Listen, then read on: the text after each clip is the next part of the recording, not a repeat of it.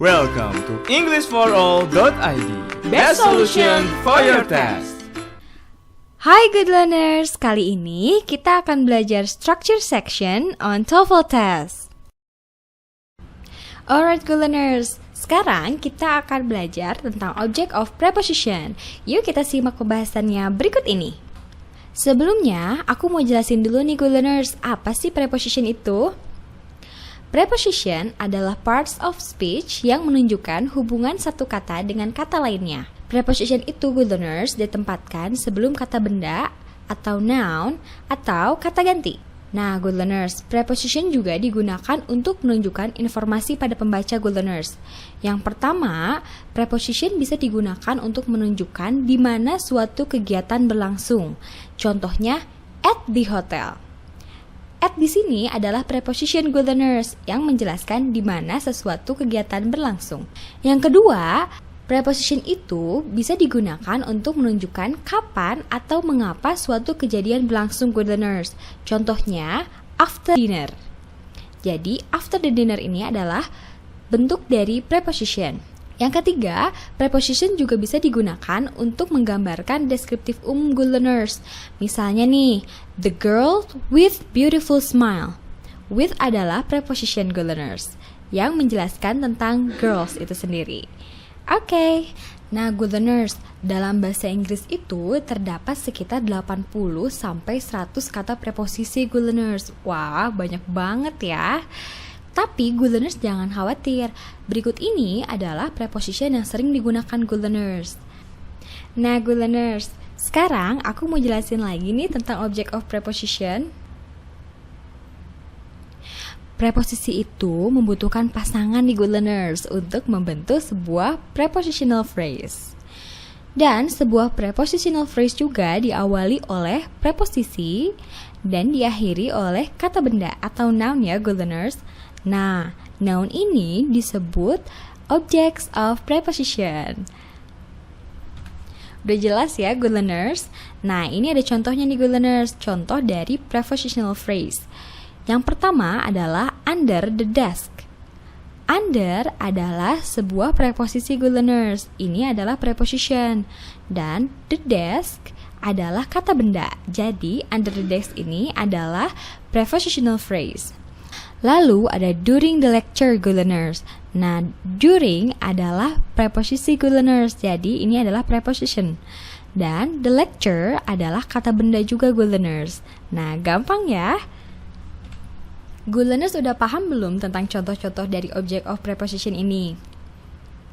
Kalau belum, aku kasih contoh lagi nih good learners, seperti across the sea.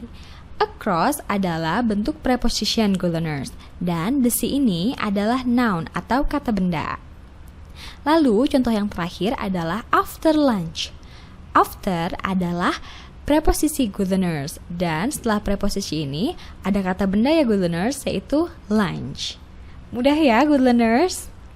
Nah, seperti yang aku udah bilang tadi good learners, kalau preposition itu membutuhkan kata benda ya untuk menjadi prepositional phrase. Coba good learners perhatikan deh letak kucing pada gambar-gambar berikut. Kalau yang ini, kucingnya di mana good learners? Yeah, that's right. The cat is on the ball. That's good. Kalau yang ini good learners, kucingnya ada di mana? Very good. The cat is beside the ball. Di samping bolanya ya good learners. Lalu kalau yang ini ada di mana good learners? Di mana?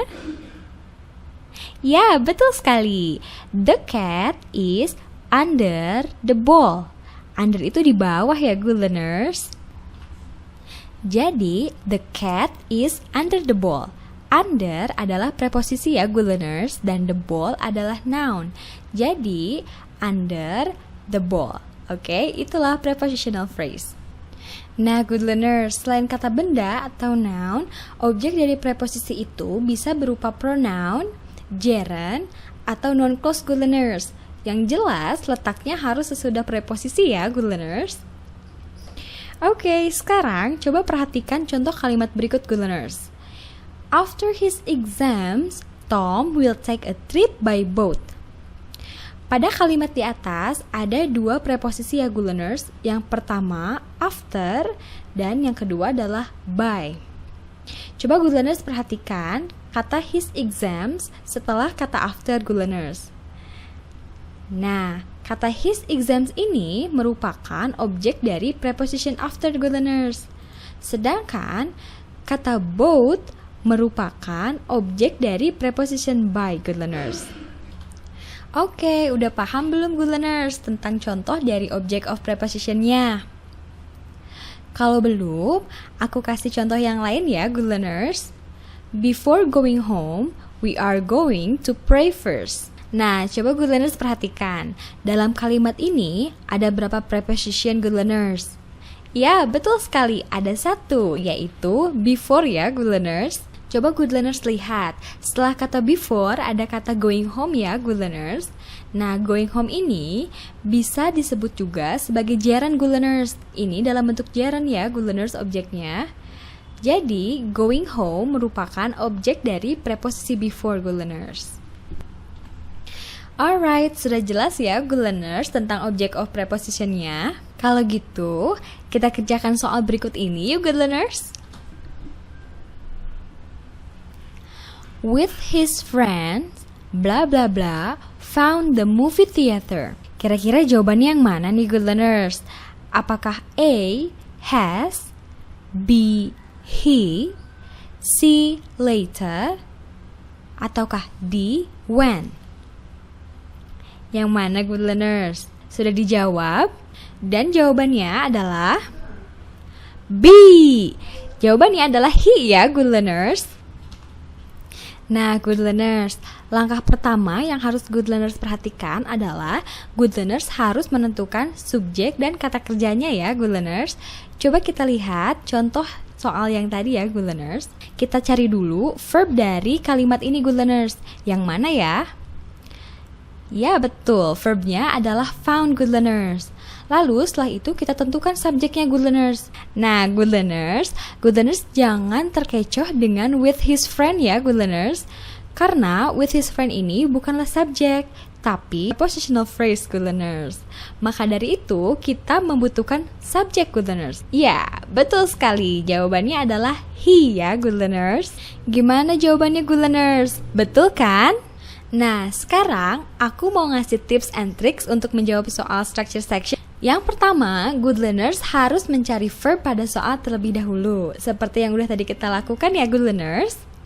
Dan yang kedua, kalimat yang diawali preposition atau prepositional phrase biasanya bukan subjek kalimat ya good learners.